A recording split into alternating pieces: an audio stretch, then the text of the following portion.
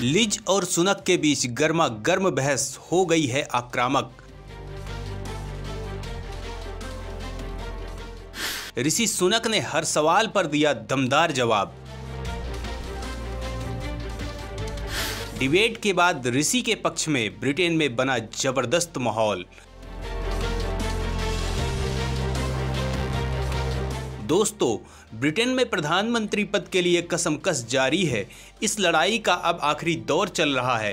पहले के सारे चरणों में भारतीय मूल के ऋषि सुनक ने अपने सारे प्रतिद्वंदियों को बहुत पीछे छोड़ दिया। अब केवल ऋषि और लिज ट्रस के बीच मुकाबला हो रहा है। आखिरी चरण के लिए मुकाबला तेज हो गया है। इसी दौरान BBC टेलीविजन पर पहली बहस हुई। पूर्व वित्त मंत्री सुनक और विदेश मंत्री लिज ट्रस आमने सामने थीं। बोरिस जॉनसन का उत्तराधिकारी बनने के लिए बचे दोनों ही उम्मीदवार ने एक दूसरे पर तीखे हमले किए। गर्मागर्मी इस हद तक बढ़ गई कि लिज ने ऋषि पर निजी हमला तक कर दिया। लेकिन इस डिबेट में ऋषि ने बवंडर मचा दिया। ऋषि को देखकर तमाम लोग ऐसा सोच रहे होंगे कि वो एक सॉफ्ट पर्सनालिटी वाले इंसान हैं और तमाम मामलों को बेहद सॉफ्ट तरीके से हैंडल करते होंगे। लेकिन इस डिबेट में ऋषि ने यह दिखा दिया कि वो अपने कॉन्सेप्ट को लेकर जरा भी कंफ्यूज्ड नहीं रहते और किसी भी नेगेटिव मामले से सख्ती से निपटते हैं। डिबेट के पहले तक ऋषि को लेकर तरह तरह का कंफ्यूजन फैलाया जा रहा था, लेकिन इस डिबेट ने सब कुछ क्लियर कर दिया है। ऋषि के पक्ष में पूरे ब्रिटेन में जबरदस्त माहौल बना है। ऋषि ने सारे मामलों पर दमदार जवाब दिए और लिज को साइलेंट कर दिया। पूरी डिबेट में ऋषि का कॉन्फिडेंस देखते बन रहा था। वहीं लिज ऋषि के सामने बेहद कमजोर साबित हुई। ऋषि ने अपनी दमदार इमेज से कंजर्वेटिव पार्टी के उन 1,60,000 सदस्यों का दिल जीत लिया जो अंतिम दौर में वोटिंग करने वाले हैं। ये भारतवंशियों के लिए बेहद खुशी की खबर है।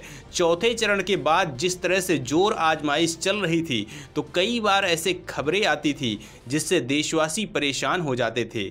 लेकिन इस बहस ने माहौल ही बदल डाला है। अब ये सवाल उठते हैं कि दोनों के बीच किन सवालों पर गहमा गहमी रही।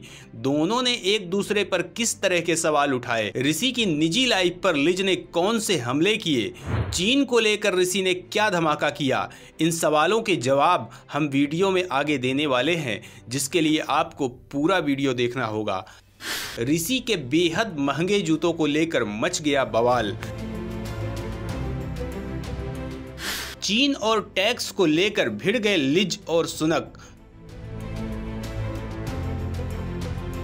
तो दोस्तों, लिज ने सुनक पर टैक्स बढ़ाने का आरोप लगाया तो सुनक ने ट्रस से कहा कि उनकी टैक्स कटौती की योजना लाखों लोगों को दुख में मार डालेगी और अगले चुनाव में कंजर्वेटिव्स को इसकी कीमत चुकानी पड़ेगी।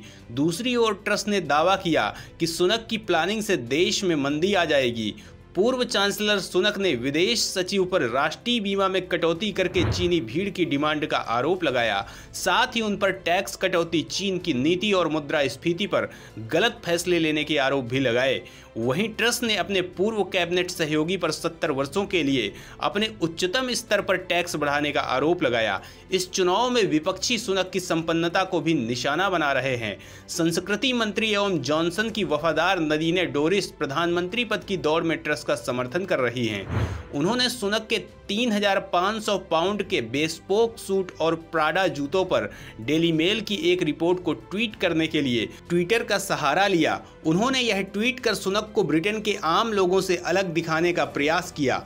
डोरिस ने कहा, सुनक को देखिए, वही लिज ट्रस 4.50 पाउंड के अपने ईयर रिंग्स पहनकर देश की यात्रा करेंगी। इस पर सत्तारूढ़ कंजर्वेटिव पार्टी के कुछ कार्यकर्ताओं और मंत्रियों ने नाराजगी प्रकट की और कहा कि वे सभी एक ही टीम के लोग हैं तथा इस तरह के व्यक्तिगत हमलों का अगले आम चुनाव में विपरीत असर पड़ सकता है, जिसके 2024 के आसपास होने की उम्मीद है।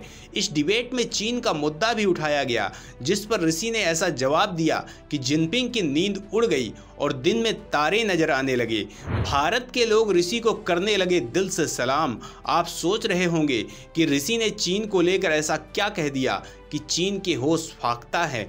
वही ब्रिटेन का पूरा चुनावी गणित ही बदल गया है। तो दोस्तों, ऋषि सुनक ने चीन को सबसे बड़ा दीर्घकालिक खतरा बताया था। उन्होंने कहा कि वो सभी 30 कन्फ्यूशियस संस्थानों को बंद करके देश की सॉफ्ट पावर पर अंकुश लगाने की योजना का खुलासा करेंगे। ये संस्थान ब्रिटेन में चीनी भाषा के शिक्षण और संस्कृति को बढ़ावा देते हैं। उन्होंने विदेश सचिव और पश्चिमी नेताओं पर चीन की नापाक गतिविधियों और महत्वाकांक्षाओं के लिए आंखें मूंद लेने का आरोप लगाया। इसी के साथ ऋषि ने यह भी कहा कि अगर वो जीतते हैं तो वो चीन के साइबर हमलों के खिलाफ नाटो जैसा खतरनाक संगठन बनाएंगे।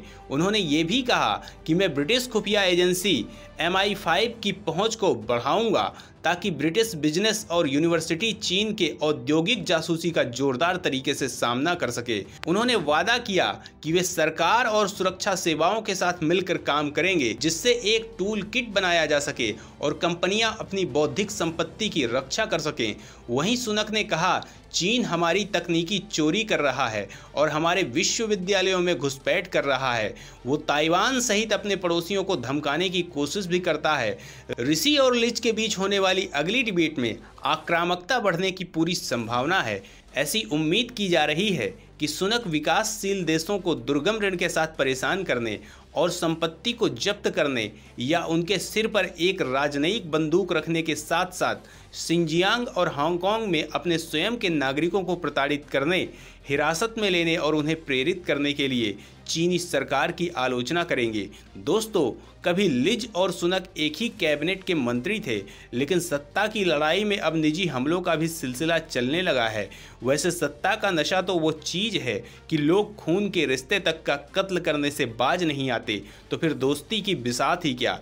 इस लड़ाई का रिजल्ट देखने के लिए दुनिया बेताब है, लेकिन आखिरी रिजल्ट तो 5 सितंबर के बाद ही आएगा।